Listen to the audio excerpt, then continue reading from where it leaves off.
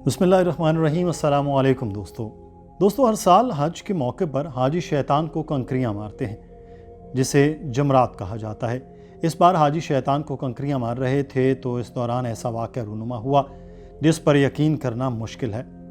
आज हम आपको 2021 के हज में पेश आने वाले इस अजीब व गरीब वाक़े की तफसील बताने की कोशिश करेंगे, जिसे सुनकर आप दंग रह जाएंगे। आपसे गुजारिश है कि वीडियो को आखिर तक लाजमी देखिएगा, और अगर आप नए हैं तो चैनल को सब्सक्राइब करके घंटी के बटन को दबा दें ताकि आप तक हर नई वीडियो का नोटिफिकेशन बर वक्त पहुंचता रहे। आइए दोस्तों मौजू को तफसील से जानते हैं। दोस्तों, इस्लामी फ़राइज़ की अदायगी में सबसे मुश्किल मरहला हज के दौरान जमरात के मकाम पर शैतान को कंकरियां मारने का है। जमरात 3 मकामात पर वाक़े हैं।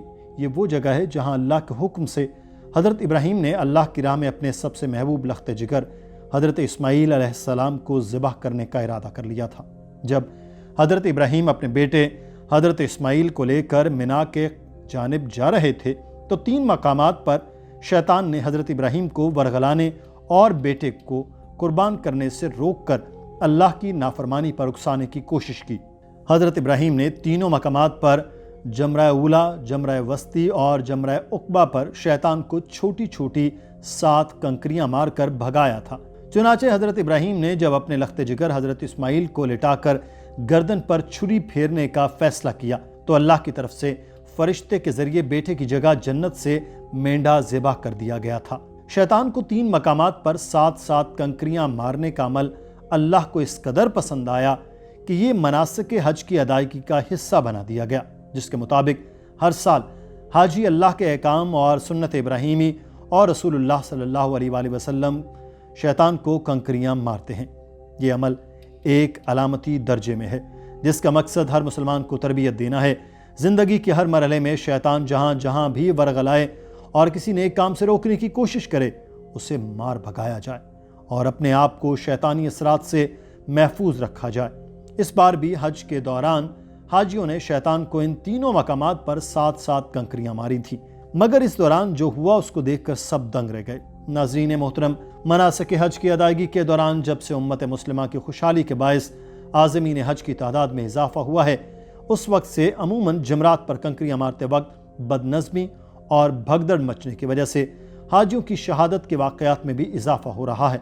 जबकि हुकूमत सऊदी अरब ने मनासिक हज व उम्रा की अदायगी के सिलसिले में हुज्जाज कराम के लिए सहूलियात और हर किस्म की आसाइशें फराहम करने के लिए इक़दाम किए। जमरात पर कंकरियां मारने का जहां ज़मीन पर इंतज़ाम था, अब वहां 4 मंजिला कुशादा निज़ाम मौजूद है, जिसकी वजह से हादसात में कमी आई है। लेकिन कंकरियां मारने के आला इंतज़ामात के बावजूद गुज़श्ता साल शैतान ने ऐसे हरबे इस्तेमाल किए कि भारी तादाद में हुज्जाज कराम शहीद और ज़ख्मी हो गए थे। इस हादसे ने पूरी दुनिया को हिला कर रख दिया और उम्मत मुस्लिमा के अफराद की बदनज़मी, कशमकश और नफ़रत के मुजाहरे ने अब मनासिक के हज उम्रा की अदायगी को भी अपनी लपेट में लेना शुरू कर दिया। गैर मुस्लिमों की साजिश के तहत अब इस्लामी शार पर भी लब कुशाई होने लगी है। मुसलमान मट्टी से बने सतूनों जमरात को कंकरियां मारकर शैतान का सर कुचलने की कोशिश कर रहे हैं। क्या इससे शैतान मर जाएगा?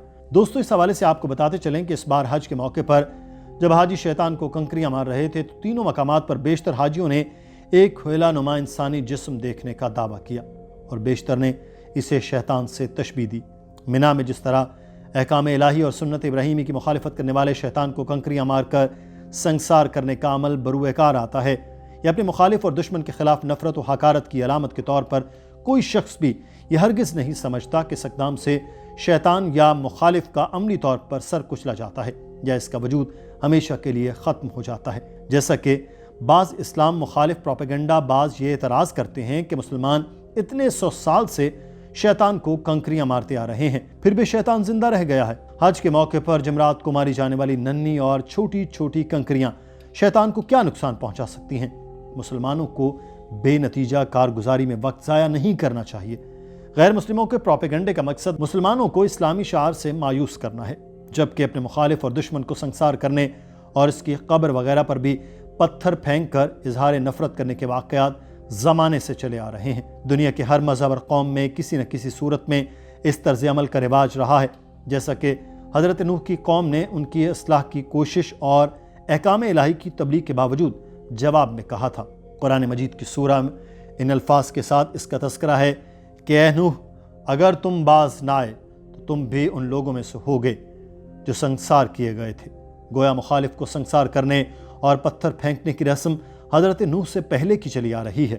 اسی طرح اہل مدین نے حضرت شعیب کی تبلیغ و نصیحت کے جواب میں کہا تھا، جو کہ قرآن کی سورہ میں ان الفاظ میں ذکر ہے: اے شعیب، جو باتیں آپ کر رہے ہیں ان میں سے بہت سی باتیں ہم نہیں سمجھتے، اور ہم تجھے اپنے اندر کمزور اور ضعیف سمجھتے ہیں۔